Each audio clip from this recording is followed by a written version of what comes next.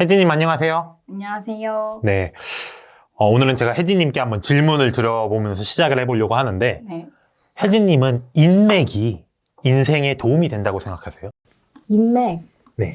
뭐 일반적으로 좀 도움이 된다고 생각이 드는데, 뭐 가끔 뭐 혹시 뭐 돈 빌려달라거나 뭐 이럴 때는 조금 예외가 있지 않을까. 그쵸. 이게 가끔 연락 오는 친구들 중에 이제 돈 빌려달라거나, 네. 옥장판 같이 팔래, 뭐 이런 것들이 있긴 한데, 네. 사실, 예, 말씀하신 대로 뭐 인맥이 좋은지 나쁜지는 뭐 이렇게 상황에 따라서 달라지는 것 같아요. 예. 제가 보니까 어떤 책에서는 이 인맥을 가난을 부르는 습관이라고까지 표현을 하더라고요. 예를 들어서 뭐 여러 모임에 나가서 명함을 돌리거나 아니면 술자리를 빠지지 않고 참여하는 거? 이런 게 인생에 하나도 도움이 안 된다. 예. 오히려 이제 가난한 사람들은 친구가 많은 것으로 마음을 달래고 그렇게 친구를 만나느라 또 돈을 써서 더 가난해진다. 의지를 하고. 예, 이렇게까지 이야기를 또 하더라고요. 그러니까 그게 돈도 돈이지만 시간을 너무 많이 쓰다 보니까. 그쵸. 예, 술 마시러 다니느라 솔직히 술값도 이게 저렴한 가격이 아닌데 저는 술값보다 술 때문에 나가는 그 시간이 진짜 아까운 것 같거든요. 그런데 반대로 성공한 분들 중에서 인맥을 중요한 요소로 꼽는 분들도 굉장히 많거든요. 책 퓨처리스트도 그 중에 하나입니다. 예. 책에서 원하는 미래에 도달하기 위한 원동력을 3가지를 제시하는데 그게 바로 사람, 도구, 전문가입니다. 사람, 도구, 전문가. 예. 즉 사람이 그만큼이나 그 3요소 중에 하나일 정도로 굉장히 중요하다는 이야기를 해주고 있거든요. 그래서 오늘은 책 퓨처리스트를 통해서 좋은 인맥을 가르는 3가지 기준을 이야기해보고자 합니다. 요거를 조금 직설적으로 말씀을 드리면요. 이 기준을 적용해 보잖아요. 그러면은 걸러야 하는 인맥인지 끝까지 같이 가야 하는 인맥인지 이거를 알 수 있다. 이렇게까지 말씀을 드릴 수 있을 것 같아요. 긴장되는데요? 네. 난 도대체 어느 쪽 사람일까? 예. 이런 것도 한번 생각을 해봐야 되는데 네. 첫 번째 조건은 갚을 방법을 궁리하는가입니다. 그러니까 퓨처리스트 책에서 제가 굉장히 인상 깊게 읽었던 부분이 있었는데 뭐냐면은 원하는 미래를 얻으려면 어떤 기관이나 단체로부터 도움을 받는 경우가 있을 수 있대요. 그때 꼭 생각해 보라는 게 이거였대요. 도움을 받지만 말고 내가 어떻게 하면 그 기관과 단체에 도움을 갚을 수 있을 것인가. 어떤 목적을 이루기 위해서 내가 어떤 도움을 줄 수 있을까를 역으로 생각하라는 거구나. 그러니까 거기서 도움을 받아서 내가 목적을 이뤘잖아요. 그럼 거기서 난 목적 이뤘으니까 땡 빨빠 이게 아니라 그 단체에 이번에는 그럼 내가 어떻게 도움을 줄 수 있을까. 예, 그러니까 은혜를 갚는 사람이 되라는 거죠.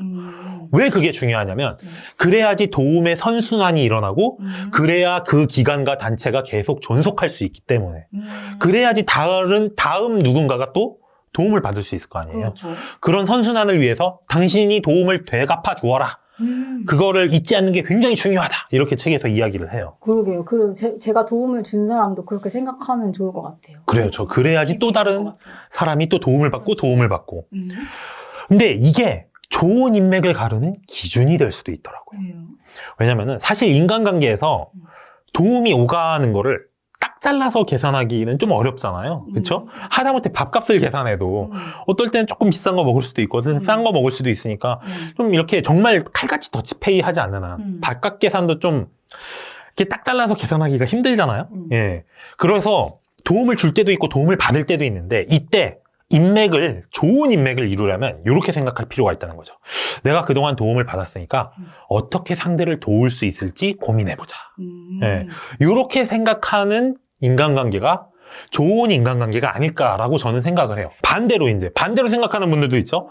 아니 쟤는 내가 그렇게 해줬는데 왜 나한테 해주는 게 없나. 근데 이렇게 생각을 하면은 좋은 인간관계가 되기가 힘들어요. 그리고 안타깝게도 보통 사람들은 후자로 생각할 확률이 큽니다. 즉, 왜 저 사람은 내가 도와줬는데 도움을 안 갚지? 라고 억울해할 확률이 더 커요. 왜 그러냐면 이게 인간의 어떤 인지 편향 중에 하나인데 가용성 편향이라는 게 있습니다. 뭐냐면 본인이 더 많이 접하고 더 자주 보는 것의 비중을 더 크게 생각해요. 자, 그럼 어떻게 되느냐? 저 사람이 나를 도와준 것보다 내가 저 사람이 도와준 거를 더 크게 생각할 수밖에 없습니다. 인지 편향적으로. 그렇기 때문에 이제 저 사람이 나한테 갚아야 될 게 더 많지 않나? 라고 생각할 확률이 더 커요. 그러면은 어쨌든 그런 인지 편향을 고려했을 때 가풀공리를 하는 사람은 정말 좋은 사람이다. 그렇죠. 그런 인지 평양을 고려해서 음. 정말 저 사람이 왜 나한테 안 갚지가 아니라 내가 어떻게 하면 갚을 수 있지? 내가 어떻게 하면 도와줄 수 있지? 라고 생각하는 사람은 진짜 좋은 인맥이 될 수 있는 사람이 되는 거죠. 그리고 근데 이제 또 도움을 갚아라 그러면 좀 부담스럽게 생각하실 분들도 있잖아요. 네. 근데 이게 꼭 뭐 물질적인 걸로 갚아야 하는 건 아니라고 저는 생각을 해요. 지금 당장 뭘 갚기에 내가 뭐 가진 게 없을 수도 있고 여유가 없을 수 있잖아요. 이럴 때는 일단 감사하다는 말부터 시작하는 게 어떨까 싶습니다. 왜냐하면 사람들이 남을 돕는 걸 싫어하는 사람은 거의 없어요. 남을 돕는 거를 되게 좋아하는 사람들이 많고 더 기분이 좋아질 때가 언제냐?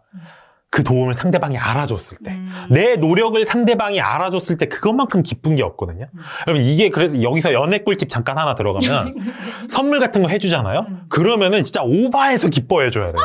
네, 진짜 이렇게 기뻐해줘야 돼. 그러면은 상대방이 진짜 뿌듯함이 진짜 아, 그래요? 네, 하늘 끝까지 올라갑니다. 근데 이런 거를 꼭 그런 연애뿐만이 아니라 인간관계에서도 써먹을 수 있어요. 그렇죠. 상대방이 나를 도와줬다 그럴 때는 진짜 오바해서 감사해 주는 거야. 이런 게 이제 아주 좋은 처세술 중에 하나거든요. 노력해야겠네요. 네.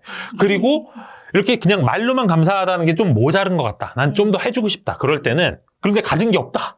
그러면은 언젠가 도움이 필요할 때 나를 꼭 찾아달라고 당부를 하는 겁니다. 그 멘트 좋네요. 그렇죠. 그래서 내가 지금은 줄 게 없지만 내 인력이 도움이 필요할 때, 내 손이 필요할 때 내가 기꺼이 달려가서 도와줄게.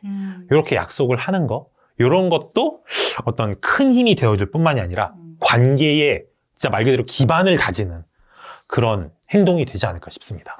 두 번째 기준은 자신을 드러내는 거입니다. 예.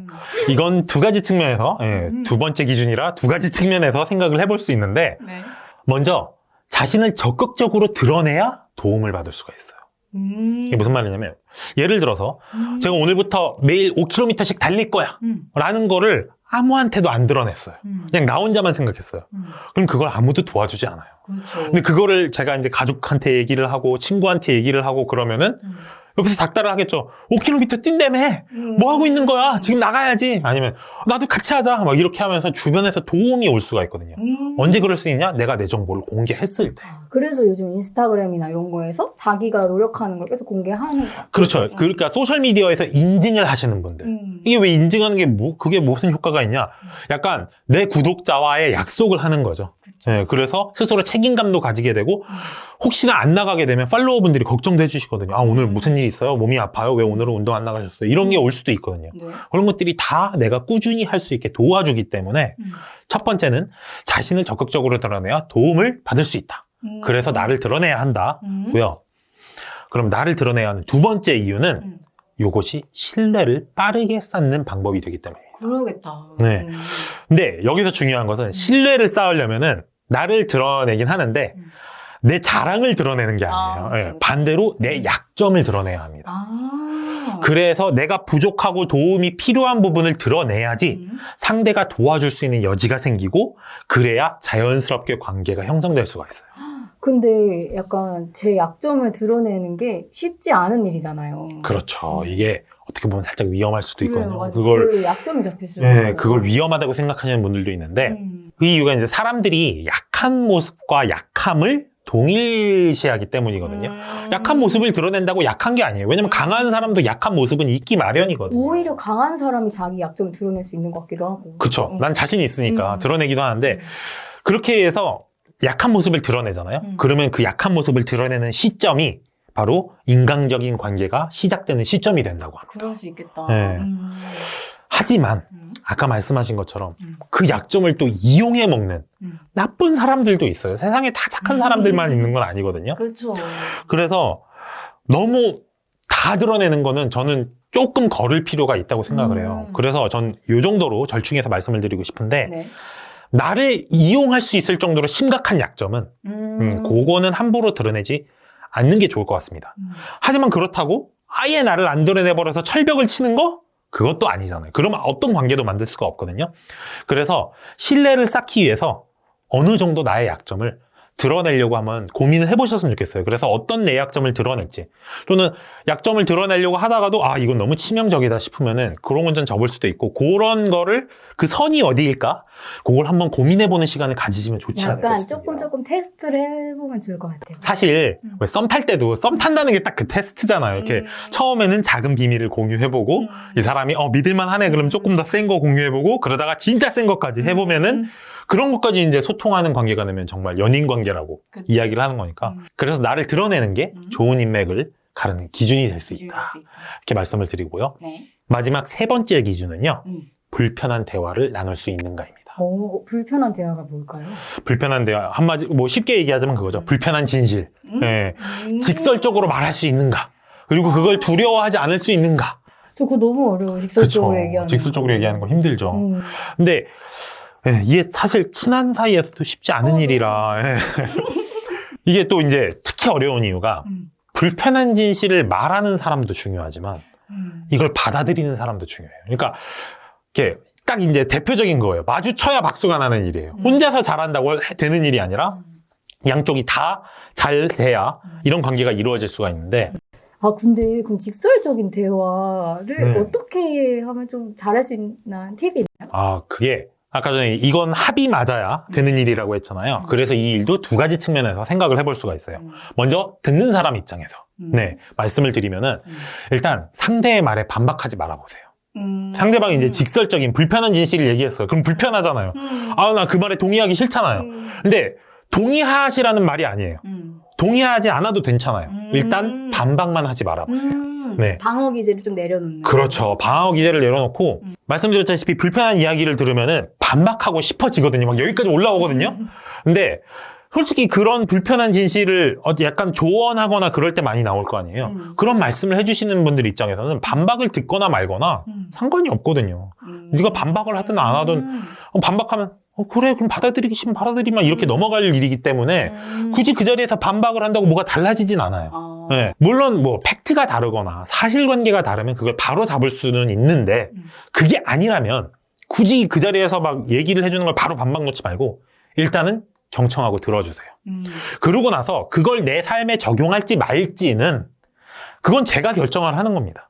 상대방이 얘기를 한다고 그러니까 처음에 말씀드렸죠? 꼭 동의하실 필요는 없어요. 하지만 반박할 필요도 없다. 일단은 경청하고 받아들인 다음에 그걸 한번 수용해보고 고민을 해보는 거죠. 저걸 받아들여야 될까 말아야 될까?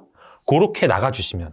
되게 좋은 것 같아요. 예. 왜냐면 그런 일이 터졌을 때 감정적으로 그렇게 대응하기가 쉬운데 네. 일단은 참고 들어보자. 네. 그리고 좀 이따 생각해보자. 이렇게 네. 참는 거죠. 뭐 일단 그 앞에서는 고민해보겠습니다 하고 안 들어도 돼요. 뭐 한쪽으로 듣고 한쪽으로 흘려도 돼요. 그런데 일단 그 자리에서는 듣고 경청을 해본 다음에 그 다음에 적용할지 말지를 고민해 보는 거.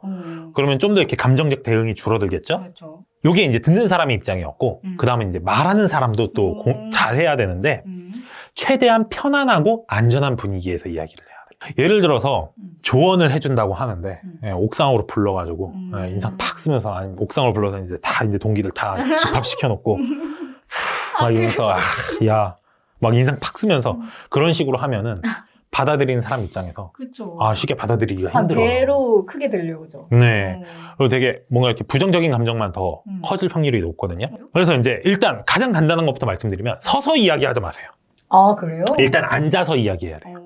그 앉아서 이야기하는 순간 상대방의 말을 받아들일 확률이 굉장히 높아진다는 실험 결과가 많아요. 진짜 그럴 것 같아요. 네. 그래서 서서 이야기하지 말고 앉아서 이야기하고 최대한 부드러운 목소리로 공격적인 단어를 쓰지 않으면서 쉽게 남자분들은 뭐 쉽게 공감하실 수 있을 것 같은데 군대에서 갈구는 거랑 정반대의 스타일로 하시면 됩니다. 그러네. 그러니까 험악한 분위기를 만들지 마세요. 가뜩이나 듣기 힘든 이야기를 듣는데 막 험악한 분위기 조성하면 그게 먹힐 이야기도 안 먹히게 됩니다. 네. 물론 이제 뭐 혼나야 되는 상황 뭐 이런 게 있을 수도 있어요. 근데 혼나야 되는 상황도 꼭 무슨 막 이렇게 막 죄송합니다. 잘못했습니다. 뭐 이런 분위기 꼭 만들 필요 없잖아요. 그렇게 말 안 해도 다 알아듣거든요, 어른들은. 그러니까 최대한 편안한 분위기로 해서 설득력을 높이는 쪽으로 말하는 사람은 그렇게 접근을 하시면 좋을 것 같다. 이렇게 말씀을 드립니다. 그러면 오늘 내용 한번 정리해 볼게요. 끝까지 가야 하는 인맥 가르는 기준 3가지. 첫 번째, 갚을 방법을 궁리하는가. 그럼 저희로 적용했을 때는 어떻게 상대를 도울 수 있는지 고민을 해보자. 네. 그리고 두 번째, 자신을 드러낼 수 있는 사람인가. 그리고 저희한테 적용하면은 너무 철벽치지 말고 어느 정도 내 약점을 드러낼 수 있어야 한다. 네. 그리고 세 번째, 불편한 대화를 나눌 수 있는가. 저희 쪽으로 적용을 하면 불편한 대화도 나눌 수 있도록 서로를 배려하는 그 환경 조성이나 그런 자세가 필요하다. 여기서 이제 자기 자신한테 적용해 보는 거, 전 이게 중요하다고 생각해요. 그렇죠. 이게 사실 제일 중요한 포인트가 거긴 것 같아. 그렇죠. 왜냐면은 사실 우리 주변의 인맥을 이런 기준으로 판단한다는 거, 사실 그런 식으로 이렇게 또 딱딱 맞아떨어지지가 않거든요. 우리 삶이라는 게, 네. 사람이라는 게 또 그렇지 않기 때문에 요거를 나 자신한테 적용해 보는 게 진짜 중요한 것 같고, 또 그래도 내 주변에 혹시 이런 사람이 있다면 갚을 방법을 항상 궁리하는 사람, 자신을 잘 드러내는 사람, 불편한 대화도 편안하게 나눌 수 있는 사람, 이런 사람이 있잖아요. 절대 놓치면 안 됩니다. 이런 사람은 고기도 많이 사주시고요. 좋은 거 있으면 꼭 같이 보시고요. 그래서 꼭 잡아야 되는 사람이 이런 사람이다. 그렇군요. 이렇게 말씀을 드리고 싶어요. 그러면 진짜 그런 사람 나타나면 절대 놓치지 말고, 네. 그리고 나 먼저 그런 사람이 돼야 되는 걸로. 네, 그쵸. 이게 사실 그런 사람이 되잖아요. 또 그럼 주변에 또 그런 사람만 그쵸, 꼬여요. 그런 사람. 그렇기 고기 때문에. 사주들 바쁘겠다. 아무튼 내가 먼저 좋은 사람이 되면 그렇게 좋은 사람도 더 많이 만날 수 있다는 거. 그래서 여러분도 이제 오늘 이제 이 얘기들이 다 책 퓨처리스트에 나오는 사람에 관한 이야기들에서 끌어낸 이야기거든요. 그래서 여러분도 퓨처리스트를 보시면서 좋은 미래를 만들기 위한 인맥이 무엇인지, 맞아요. 이를 위해 무엇부터 해나가면 좋을지 한번 고민을 해보시면 좋을 것 같습니다. 네. 그리고 저는 이런 걸 고민하는 사람? 이런 걸 고민하는 사람이라면 그것만으로도 어느 정도는 좋은 사람이 아닐까. 이렇게 또 생각을 그리고 해봅니다. 이 영상을 끝까지 보신 사람. 아, 그렇죠. 이 영상을 끝까지 보셨으면은 진짜 한번 뭐 그렇게 긴 시간 고민하지 않으셔도 돼요. 한 5분만 해보셔도 되니까 내가 그런 사람이 되기 위해서 지금까지 무슨 일을 해왔고 앞으로 무슨 일을 해나갈 수 있을까. 이런 걸 고민해 보시면 그 고민하는 순간부터 여러분이 좋은 사람이 되기 시작하는 게 아닐까. 이렇게 말씀을 드리고 싶습니다. 네.